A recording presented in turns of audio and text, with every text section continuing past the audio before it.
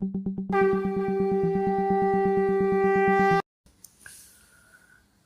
पुरुषोत्तम।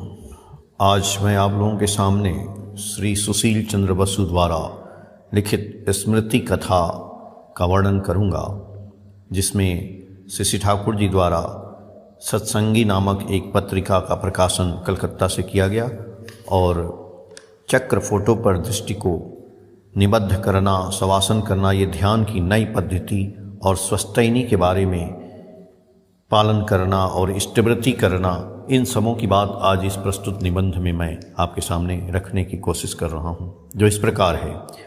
आश्रम के कर्म प्रतिष्ठानों के सुप्रतिष्ठित होने के साथ ही साथ श्री ठाकुर जी आश्रम के जैसा प्रतिष्ठान कलकत्ते में सुप्रतिष्ठित करने की चेष्टा करने लगे। उस समय आश्रम के प्रेस से सत्संगी नामक पत्रिका नियमित रूप से प्रकाशित हो रही थी। यदि कलकत्ते से पत्रिका का प्रकाशन हो तो जनसाधारण का आग्रह और भी अधिक उद्दीप्त होगा एवं उसके साथ प्रचार कार्य भी बढ़ जाएगा। ऐसा सोचकर ही श्री ठाकुर ने सभी से कलकत्ते से सर्वप्रथम साप्ताहिक पत्रिका को प्रकाशित करने को कहा। प्रचार बढ़ जाने के बाद इस पत्रिका को दैनिक पत्र में रूपांतरित करने का आदेश दिया। उन्होंने कहा, ऐसी पत्रिका में हर तरह के प्रबंध, निबंध इत्यादि रहना चाहिए एवं उसके साथ सत्संग की भावधारा भी लिखनी चाहिए, पर जनसाधारण ऐसा नहीं समझे कि यह किसी खास प्रतिष्ठान का प्रचार पत्र है। उनकी बातों से उद्बुद्ध हो इष्ट प्राण सत्संगी भाई मोहम्मद रहमान ने श्री ठाकुर को यह वचन दिया। कलकत्ते में मैंने एक प्रेस खोलने का उत्तरदायित्व लिया। कलकत्ता में उस समय शाखा केंद्र 12 नंबर घोष लेन में था। उन्होंने उसी मकान के नीचे वाले तल्ले में अर्थ संग्रह कर प्रेस की स्थापना की। प्रेस की स्थापना के बाद श्री ठाकुर ने उक्त प्रेस और पत्रिका का भार मुझ पर यानी श्री सुशील चंद्र बसु पर सौंपा और कलकत्ता जाने का आदेश दिया। मैंने श्री ठाकुर से सविनय कहा, मैं कलकत्ता में रहना नहीं चाहता हूँ। वहाँ रहते ही दिल छटपटाने लगता है कि कब आश्रम लौट जाऊँ। मैं बीच बीच में कलकत्ते जाकर कामकाज देखा करूँगा। यदि कोई ऐसे कामकाज का भार ले तो बीच बीच में जाकर देख आऊँगा। ऐसा हो तो अच्छा होगा। मेरी बातें सुनते ही श्री ठाकुर कुछ क्षण तक गंभीर हो गए। बाद में उन्होंने कहा, यदि आप वहाँ नहीं जाएंगे तो मुझे जाना ही पड़ेगा। क्या आप यह पसंद करेंगे? मैंने कहा, आपकी बातों से मुझे तो ऐसा ही लगता है कि मुझे ही जाना पड़ेगा, इसके सिवा दूसरा रास्ता नहीं है। मैंने अपनी राय प्रकट की, मैं ही कलकत्ता जाऊंगा। यह सुनते ही वह संतुष्ट हुए और बोले, आप कलकत्ते में सर्वप्रथम प्रेस को अच्छी तरह से चलाएं, शीघ्र साप्ताहिक पत्रिका के प्रकाशन की व्यवस्था करें। मैंने श्री ठाकुर जी से पूछा, पत्रिका का नाम क्या रहेगा? उन्होंने कहा, पत्रिका का नाम विवर्धन रखें और इसी नाम से प्रकाशित करें। उन्होंने यतीन राय को मेरे साथ लगा दिया और कहा, यतीन राय पत्रिका के संपादक के रूप में काम करेंगे। डॉक्टर यतीन राय को जब यह मालूम हुआ कि उन्हें इस पत्रिका के संपादक के रूप में काम करना होगा तो उन्होंने कहा, ठाकुर, मैंने लिखने पढ़ने का तो कभी काम नहीं किया है, क्या कलकत्ता में रहकर एक साप्ताहिक पत्रिका के संपादक का कार्य कर सकूंगा? श्री ठाकुर ने कहा, हाँ, तुम चेष्टा करोगे तो इस काम में सफल होगे ही। सुशील दा भी तो तुम्हारी मदद करेंगे, इतना क्यों घबरा रहे हो? श्री ठाकुर का आशीर्वाद पाकर हम दोनों कलकत्ते पहुँचे। इस समय घोष लेन के शाखा सत्संग में श्री भोलानाथ सरकार ही रहते थे। खलील भाई एवं उनकी जी तोड़ मेहनत के फलस्वरूप प्रेस चालू किया गया। प्रेस के चालू होने के बाद श्री राजेंद्र मजुमदार भी कलकत्ते पहुँचे। प्रेस को चालू रखने एवं कर्मियों के खर्च वगैरह के लिए बाहर से भी विभिन्न तरह के ऑर्डर लिए गए। इस प्रकार प्रेस को चलाने में कोई बाधा नहीं हुई। प्रेस को चालू करने में ऐसा कोई विलंब नहीं हुआ। विवर्धन नामक साप्ताहिक पत्रिका नियमित रूप से प्रकाशित होने लगी। आनंद बाजार प्रेस से ठीक उसी समय देश साप्ताहिक नामक पत्रिका प्रकाशित होने लगी थी, जो अब तक चल ही रही है। कुछ दिनों तक विवर्धन पत्रिका के प्रकाशन के बाद हमें यह अनुभव हुआ कि सिर्फ ग्राहकों के चंदे के बल पर निर्भर रहने पर पत्रिका प्रकाशित करना संभव नहीं है। बाहर से अनेक विज्ञापन संग्रह करना होगा। विज्ञापन नहीं मिलने पर पत्रिका चलना असंभव है। इसलिए मैं विवर्धन पत्रिका के लिए जी जान से विज्ञापन जुटाने लगा। बड़े बड़े साहब की कंपनी, बड़े बड़े देसी और विलायती फर्मों और विज्ञापन दाता एडवर्टाइजिंग एजेंट से विज्ञापन संग्रह करने लगा। ऐसी चेष्टा के फलस्वरूप पत्रिका के खर्च चलाने की कोई चिंता नहीं रहती। राजेंद्र नाथ मजुमदार कर्माध्यक्ष थे। उनकी इस ओर तीक्ष्ण दृष्टि रहती थी कि नियमित रूप से पत्रिका का निर्दिष्ट दिन में प्रकाशन हो एवं बाहर में जिससे उसका अधिक प्रचार हो, उसके लिए उन्होंने जी तोड़ परिश्रम किया। बीच बीच में मैं इम्पीरियल लाइब्रेरी से विभिन्न पुस्तकों के पन्नों को उलटता था और उससे कुछ तथ्य संग्रह कर यतीमदा की मदद करता था। विभिन्न पत्र पत्रिकाओं से भी आर्टिकल लाकर देता था। ऐसी मेहनत के फलस्वरूप पत्रिका बहुत जनप्रिय हो गई एवं हमारे विवर्धन से भी कलकत्ते की विभिन्न पत्रिकाएं बहुत कुछ उद्धृत करती थी। यतीमदा की संपादकीय टिप्पणी बहुत अच्छी होती थी। लिखते रहने के फलस्वरूप उनका अभ्यास अच्छा ही हो गया, किंतु दुर्भाग्यवश वह अकस्मात मेनिंजाइटिस रोग के शिकार हो गए। डॉक्टर शशिभूषण, डॉक्टर प्रफुल्ल सरकार ने जब उन्हें देखा तो कहा, इस रोगी का घर में इलाज नहीं हो सकता है। उनके मतानुसार उन्हें आरजीकार मेडिकल अस्पताल में ले जाया गया एवं यह हम लोगों का बहुत दुर्भाग्य था कि वहीं उनकी मृत्यु भी हो गई।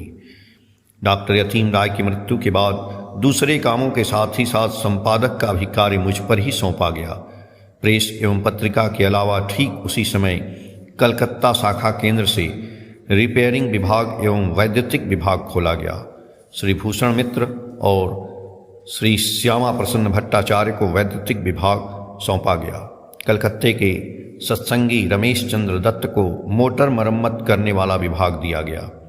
सत्संग केमिकल वर्क्स द्वारा प्रस्तुत की गई दवाएं भी कलकत्ते के डॉक्टरों में प्रचारित करने की चेष्टा की गई एवं कलकत्ते की विभिन्न डिस्पेंसरी में सत्संग केमिकल वर्क्स के द्वारा विविध दवाएं चलाई गईं। श्री स्मरजीत घोष ही सत्संग केमिकल वर्क्स की तैयारी की गई दवाओं की देखभाल करते थे।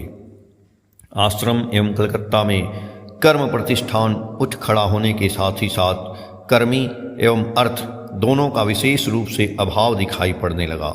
उस समय मैंने एक दिन आश्रम जाकर श्री ठाकुर से कहा, कर्मी एवं अर्थ संग्रह करने के लिए सत्संगी की संख्या बढ़ाने की आवश्यकता है। इसके लिए अनेक प्रचारक की आवश्यकता है। ऐसे प्रचारक की नितांत आवश्यकता है। मेरी बातें सुनते ही श्री ठाकुर जी ने कहा, अनेक संतान के पिता को बहुत तकलीफ होती है। श्री ठाकुर की ऐसी उक्ति को सुनकर मैंने समझा शायद व्यापक रूप से प्रचार करने का अभी समय नहीं आया है। उस समय सिर्फ 3 व्यक्ति ही सत्संग के प्रचारक थे, अनंत महाराज, गोसाईदा और त्रैलोक्यनाथ चक्रवर्ती। गोसाईदा नदिया यशोहर कलकत्ता एवं निकटवर्ती अंचल राजशाही पवना आदि जगहों में घूमा करते थे। अनंत महाराज साधारणतः श्री ठाकुर के साथ आश्रम ही रहते थे। यदि वहां आकर कोई दीक्षा लेना चाहता था तो वह दीक्षा देते थे, किंतु वह आसानी से किसी को दीक्षा नहीं देते थे। बहुत कुछ जांच पड़ताल करने के बाद ही वह दीक्षा देते थे।